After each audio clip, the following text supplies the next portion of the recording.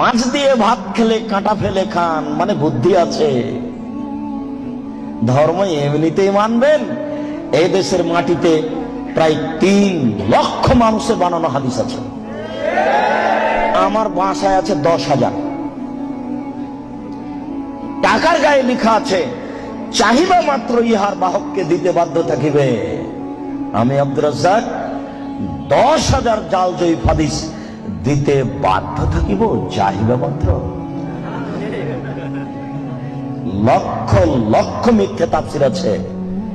তার সূচনা স্বরূপ একটা বই আপনার হাতে দিয়েছি, বইটার নাম হলো তাফসির কি মিথ্যা হতে পারে।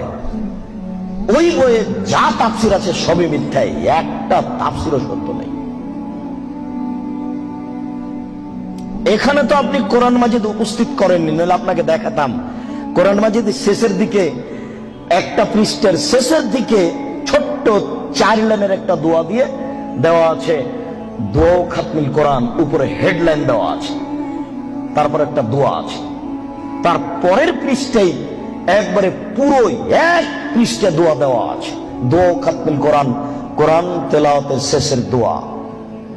1 পৃষ্ঠার একটা বাক্য আল্লাহ রাসূলের নয়, মানুষের বানানো। কোন অংশ যদি রাসূলের প্রমাণ হয়ে যায়, আমি জাতির সামনে আর কোনোদিন বক্তব্য দেব না। আজকে লালবাগ থেকেই শেষ। শুনুন,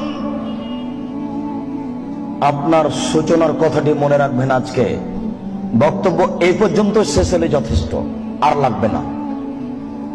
জীবনে যেটুকু করছেন সেটুকুতে মনে রাখবেন, আল্লাহকে মান্য করো, রাসূলের আনুগত্য করো, তোমাদের আমল বাতিল করো না। শিরক করলে আল্লাহকে মান্য করা কেটে যায়, আর বিদআত করলে রাসূলের আনুগত্য কেটে যায়।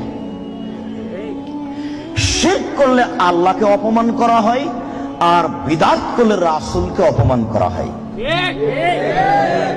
শিরক করলে অতীতের নেকি নষ্ট হয়, আর বিদআত করলে আর ইবাদত কবুল হবে না।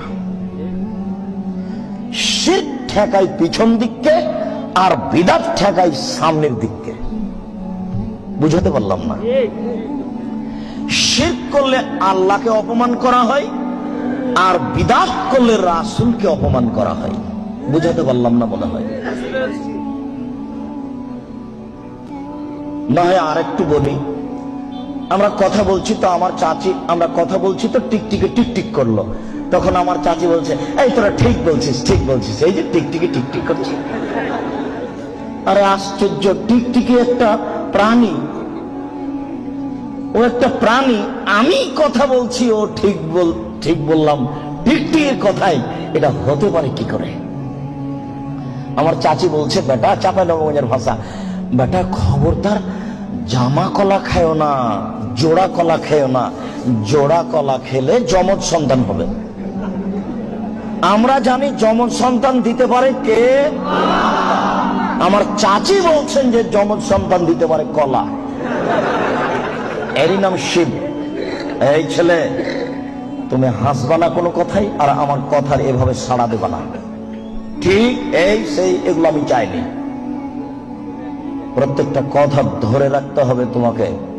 তুমি দাঁড়িয়ে থাকো, পাখি যেন মনে করে তুমি পাথর, নড়াচড়া করবে না। এক একটা বাক্যের মূল্য 1 কোটি টাকা, এটা মনে করতে হবে।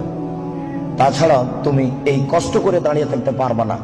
আবারও বলছি, আমি ওইরকম কোন তাফসীর মাহফিলে আসেনি যে আপনি বাদাম খাবেন আর ঘুরবেন আর আমি কথা বলবো।